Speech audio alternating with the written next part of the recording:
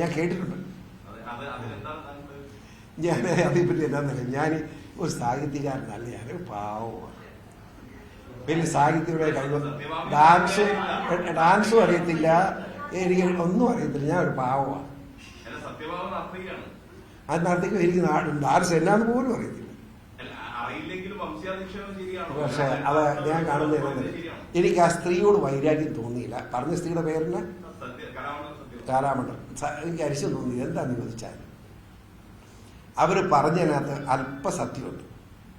എന്നാൽ നിറത്തിന്റെ അടിസ്ഥാനത്തിൽ മനുഷ്യന്റെ കഴിവുകളെ വിലയിരുത്തുന്നത് ശുദ്ധ അബദ്ധമാണെന്നാണ് എൻ്റെ അഭിപ്രായം.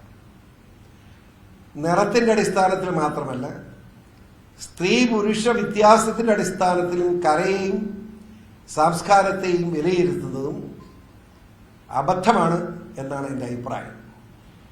ഡാൻസ് എന്ന് പറയുന്നത് സ്ത്രീകൾ മാത്രം കുത്തകയാണെന്ന് ആരെങ്കിലും കരുതുന്നെങ്കിൽ വലിയ അബദ്ധമാണ്. കേരളത്തിലെ ഒരു അതിപ്രഗത്ഭനായ നടൻ, എന്നാ പേര്, വിനീത് അല്ലേ? എന്താണ് ആ നടന്റെ ഡാൻസ്? ഒരു സ്ത്രീയും രക്ഷപ്പെടുകയില്ല ഡാൻസ്. എല്ലാ ടൈപ്പ് ഡാൻസും വിനീതിനെ തോപ്പിക്കാൻ ആർക്കും കഴിയില്ല. സ്ത്രീകൾ പോലും പരാജയപ്പെടുക.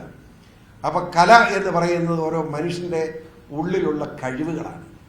ആ കഴിവുകളെ നിറത്തിന്റെ അടിസ്ഥാനത്തിലോ സംസ്കാരത്തിന്റെ അടിസ്ഥാനത്തിലോ അല്ലെങ്കിൽ ജാതിയുടെ അടിസ്ഥാനത്തിലോ അല്ലെങ്കിൽ കാസ്റ്റിന്റെ അടിസ്ഥാനത്തിലോ ഒക്കെ വിലയിരുത്തുന്നത് മൗഢ്യമാണ്.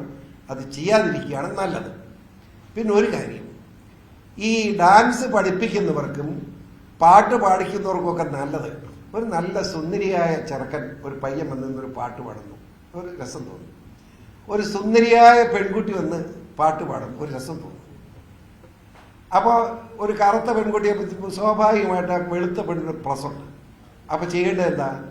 ആ കറുത്ത പെണ്ണിനെ നല്ലവണ്ണം മേക്കപ്പ് ചെയ്തുകൊണ്ട് അവിടെ നിന്ന് നടത്തിയേക്കാൻ കുഴപ്പമില്ല. ഇതാണ് എൻ്റെ അഭിപ്രായം. മനസ്സിലായി? സത്യസന്ധമായിട്ട് പറയണ്ടേ, അതുകൊണ്ട് പറഞ്ഞു.